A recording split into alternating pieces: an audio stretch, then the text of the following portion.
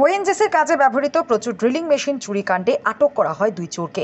একই সাথে উদ্ধার করা হয় চুরি হওয়া 40টি ড্রিলিং মেশিন। সেই সাথে গত কয়েক মাস আগে সূর্যমণিনগর কালী মন্দিরের চুরি ঘটনায় আটক করা হয় আরও 1 চোরকে। তার কাছ থেকে উদ্ধার করা হয়েছে কালী মূর্তির সোনার অলংকার। এই বিষয়ে বিস্তারিত জানিয়েছেন আমতলী থানার ওসি রঞ্জিত দেবনাথ। এই বিষয়ে বিস্তারিত কিছু বলেন। অ্যাকচুয়ালি আমাদের বাইপাস সংলগ্ন এসএলবির একটা স্টোর আছে। সেই স্টোর থেকে বেশ কয়েকদিন আগে যে ডিলিং টুলস 16টা ডিলিং টুলস চুরি হয়ে গেছে বলে তারা কালকে আমাদেরকে একটা অভিযোগ জানান। সেই অভিযোগ মূলে আমরা পিউ ভিজিট করি এবং তাদের থেকে আমরা একটা সিসি ক্যামেরা ফুটেজ নেই।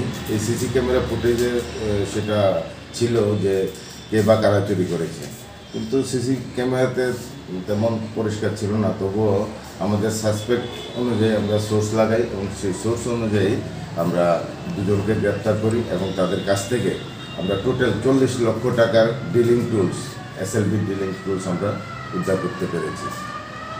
আরেকটা দেখা গেছে, হ্যাঁ, এখন আমাদের 145 নম্বর যে 2023 যেটা খুব রিনাউন্ড চুরি ছিল আমাদের সূর্যমণিনগর কালী মন্দিরে, সেটা অনেক আগে থেকে তদন্ত চলছে। আমরা এর আগেও 3 জনকে অ্যারেস্ট করেছিলাম। আজকে আমরা মুখ্য যে আসামি তাকে আমরা আজকে তুলতে পেরেছি, যে রাজিবুল আলম, তার বাড়ি ইয়েতে কদমতলাতে। সে পুরাই স্বীকার করেছে যে কীভাবে চুরি করেছে এবং তার থেকে আমরা কিছু সামগ্রী আমরা উদ্ধার করতে পেরেছি। কী উদ্ধার হয়েছে? তো স্বর্ণের তুলসী পাতা, বেলপাতা এবং কিছু মায়ের গলার হার, এগুলো উদ্ধার করতে পেরেছি। এগুলোর সঙ্গে কি কোনো নেটওয়ার্ক আছে নাকি?